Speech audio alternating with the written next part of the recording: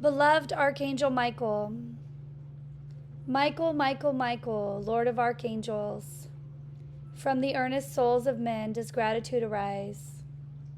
For thy heavenly presence, let all earth adore thee. God from the sun, and all that name implies. Michael, Michael, Michael, let defending angels from thy heaven's legions flood earth and sky and sea. Purify, illume, guard the God-free concept of light's purification for all man to see. Gabriel, Raphael, Jophiel, Uriel, Shamuel, and Zachiel, and all the hosts of light, from the highest heights of glory, render human veils, stand forth to human sight. Beloved Archangel Michael speaks, December 11th, 1953. Hail, O Father of light and eternal life. I stand on the planet Earth among the spirits whom I vow to bring home. Hail, thou eternal Mother, the hem of whose garnet I kissed before I left the celestial light to thy radiant presence, and to whom I promised I shall not return home until every spirit spark born out of thine own bosom, engendered by thy light and destined to immortality, should be God-free. Tonight I hold within the compass of my aura a mighty throbbing city and world. Millions and millions of sleeping souls stir in their sleep this night, every night, and they shall awaken, for they are my own. I am here because among those who dwell in the Shadowland are some who have remembered the light, some who have believed the angels, divas, and masters have reality, and because the door has been opened through free will of my presence. O almighty parents of this universe, in thy name I make the supplication for the redemptionship of those sin-ridden souls of men. Through the free energies voluntarily poured forth of the living avatar of life by these, the guardian spirits, grant thou these souls release. Dispensations that have never been known, I invoked from the sun behind the sun. I, Michael, invoke light from the sun behind the sun. My voice shall not be silent. My presence shall not cease to stand within the shadow while there remains yet one enmeshed. Enough. It is enough. I am life speaking. I am that life, self-consciously and intelligently dedicated to the preservation of the spiritual destiny of every soul who cheerfully and joyfully left the bosom of the eternal and came into form. It is my reason for being. Why else should I receive of the carelessness or the ceaseless flow of the universal God, electronic substance, until I serve and set life free? I speak through the very energy dedicated, consecrated, molded, sustained by the unascended beings, and those energies are a part of the mental, the feeling world, and the actual physical structure of the etheric consciousness of every man, woman, and child belonging to this evolution, incarnate and discarnate. Enough light perfection and God's way shall manifest. While there are among the souls of men, bound yet by karma and limitations, those of you who are willing to qualify life constructively, there is hope for redemption for every electron clothed and qualified with the impurity that is yet a part of the breathing and living body of God Himself. I love you. I came to the heart of the eternal, dedicated to watching over the expansion of your own soul light, the development of your spiritual maturity until the final hour when in dignity and God mastery you stand revealed, a royal prince and princess in the house of the celestial King. I live for that day. I am your friend, fierce, true, in my determination that you linger no longer in the shadows of centuries, in a limiting consciousness, building out your dreamings. Yet I am here, gentle as a mother in development, and fanning of your light, the tiniest spark of faith, the smallest breath of hope, the most feeble player and prayer. O God, how I have loved any tiny flickering ember where whence my love might fan again the flame of enthusiasm and love of God to set life free. To you who beloved liberty, silent watcher of this world, to you who have covered your celestial eyes so that you need not look upon antiquity, to you whose shining pinions have been folded long about you, as I, self-chosen exile, you stand, the radiation alone, keeping your souls in this metamorphosis, this world from the second death. O liberty, I bring you news from home. I bring you love from God, Mother, Father. I bring you a crown woven out of garlands of the flames, flowers, the sun by your own hands of your mother, and place it upon your brow. Would that these children might know your watchful, constant care. How often you have breathed hope into their hearts in the night when seemingly alone in the confines of their solitary chambers was their despondency. By how many bedsides have you stood, and how many brothels, O liberty, daughter of heaven? I bring you love from home, and I bring you courage.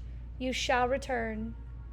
One day from among these very people there shall arise one who shall stand guarding over the world, that will rise in great perfection.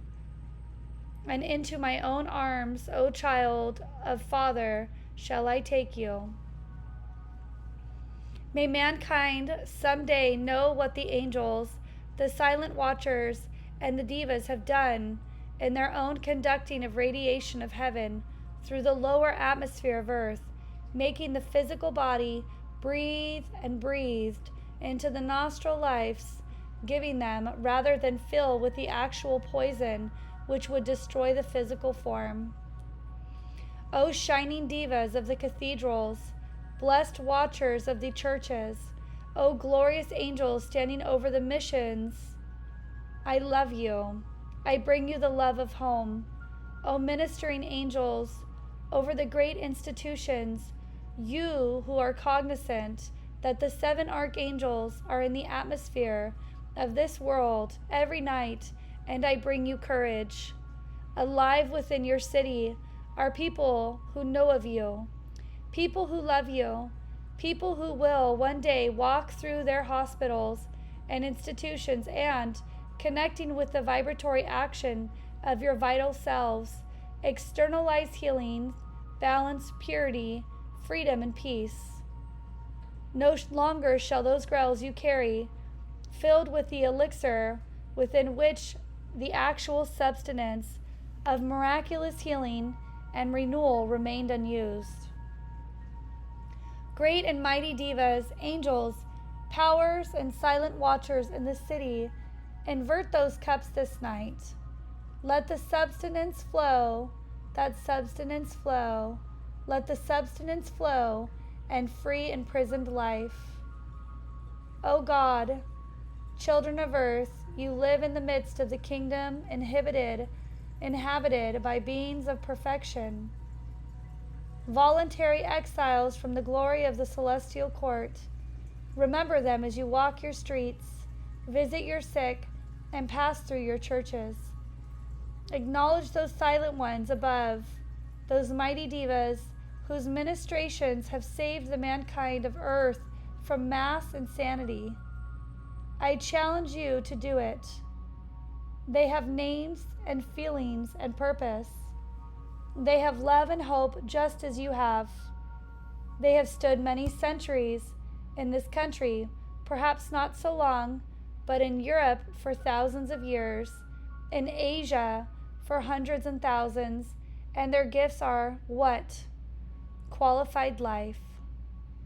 Now it is all very well to speak cosmically, you say, but let us take the simple exclamation which enables you to live better. What do the divas hold? What does liberty hold? What do I radiate and bring? Qualified life, that is all. Through free will, second by second, minute by minute, hour by hour, year by year, century by century, it is builded into a heritage that is beneficial for the race. What do you offer life? Each one of you has lived almost as long as I. You came out of the same eternal Father, Mother, God, have the same free will and choice, the same intelligence, and exactly the same light. Think upon it. Your Master Jesus has said it. It were wise that you lay up your stores in heaven. He meant to lay up within the glory of your own casual body momentums of good that can be used and utilized from time to time, beneficial to bless life. You have lots of momentums, irritations, depressions, etc. I shall not make you uncomfortable. I just wish to give you examples, for homely examples, divine truth, home better than spiritual euphoriums. Now, I hear often, even in this room tonight, live streams say, oh, that is all very well of Lord Michael or Jesus or some other great power, but what could I do, limited as I am, in poor health, perhaps half a lifespan spent? You can qualify life. You cannot stop qualifying life and have been. Beloved ones, think this through in practical terms. You have come to reach your consciousness not for amusement. You have come to teach you the simple law that qualified life by thought and feeling. Thought does very little. Feeling is everything. And the meekest and mildest soul, when fired by self-justification, qualifies feeling with a power that meets his own. It is marvelous. It is a gift of God that you can qualify life. You have built momentums, as I said. Some of them are shadows, but you have also built beautiful momentums of faith, the faith that stands in the face of almost insurmountable odds, that stands in the face of reason, faith that stands in the face of human appearances. As Job said, even through God himself shall slay me, yet would I believe. You have builded momentums of great wealth and beauty and refinement. You have builded momentums of healing and teaching, each of you bringing a different heritage to the heart and the throne of Santa Kumara, and offering it all to the gift of life. It is a magnificent sight. I have never seen the like of it since the planet Earth took on the discord and inharmonious rays which bind it round. Within the casual body of the seemingly limited life streams, who are among are you tremendous momentums upon which hierarchy count for the salvation of the planet. You were taught years ago by your master to reach into your casual body, draw forth those momentums of change and charge them into your world and into the worlds of others. I remind you of it. If you have no such momentums, you have the opportunity, because you are qualifying life, even while you are sitting here looking at me tonight or reading this book. You will be qualifying while your body is asleep, and when you awake tomorrow morning, you will qualify it again, for the constant stream of electronic light that flows from the heart of gold never stops. It is relentless, waking, sleeping, day or night. The tiniest of electrons carry a perfect pattern within them, flowing down into your heart and out into your world, becoming the light of the world. So, this is where application comes in. the opportunity to build momentums where there is lacking, opportunity to call them forth when they are already active in your casual body, opportunity to use them wherever you have them, for the good of the whole.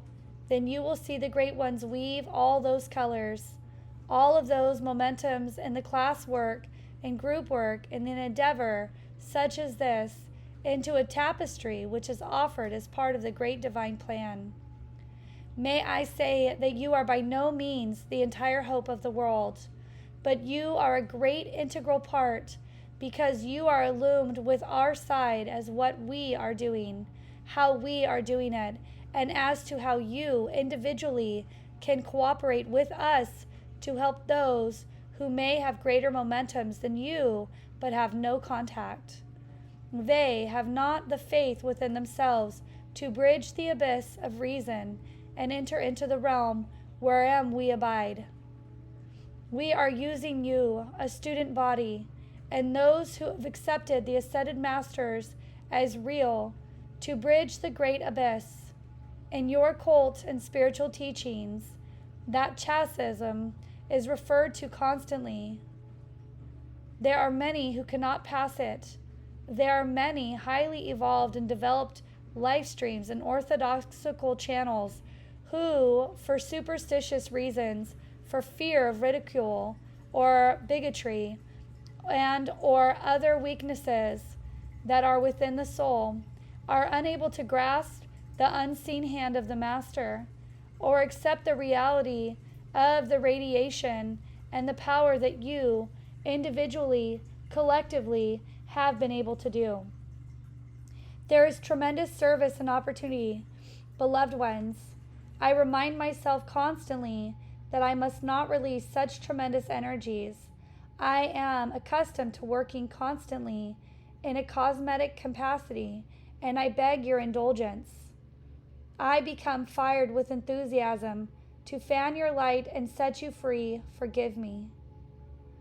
How can a hierarchy fulfill the divine plan of God through unascended beings unless they can talk to them, unless they can tell them what they are doing to give them the opportunity to volunteer to assist them?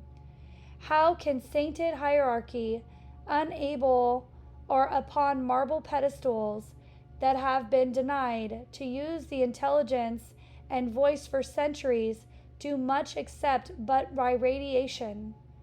You are those whom we confided our plans, our hopes.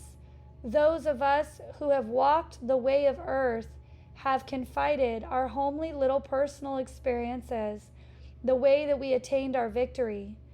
We have endeavored, by sharing within you the fact that we are men and women like yourselves, to draw you a closeness and rationalization of our reality and our accessibility. You would not be here if you did not accept the possibility that we are. All of you do not accept it fully, but a good number of you do, and I am grateful for that. I am grateful for every opportunity that you afford in any mastery and any member of our eager brotherhood to reach through the veil. God bless you for it. Your master, Saint Germain, I cannot go without speaking of him. You have thought of him and the fact that he has chosen all of the impressional years when that baby had no remembrance of the eternal Father whom he was destined to externalize. Joseph was close by, and within his love, compassion, and brotherhood, he, Jesus, great all-encompassing mercy, he was that infant and growing boy for embodiment of the eternal Father, which one day Jesus in himself would draw through his own flesh. Yes, Jesus was born without karma. He was born without sin, as Orthodox world would say. He was born to a great destiny, a destiny whereby through own flesh body, and how far more difficult through his etheric body, his own feelings and his own mental form, he was to externalize for the entire Christian dispensation the nature of God himself Jesus submitted as Mary before him, and you and others have done since, to the law of this octave, when the bands of forgetfulness were bound by that soul, shining and brilliant, as was before his sacrifice, that he was born a tiny infant. It was many years before the Holy Christ's self could flash through the consciousness, the immaculate conception of the Eternal Father, but the wisdom of the law, beloved ones, gave him an embodiment Father, as magnificent as any human being that walked the way of earth. The magnificent tribute to the strength of Saint Germain, a magnificent thought to be yours to ponder over. It wasn't until beloved Jesus had attained his majority that the picture which Joseph expressed was no longer required. It was there that day when Mary and Jesus bade him goodbye. I was there when his soul slipped from its earthly tubercle.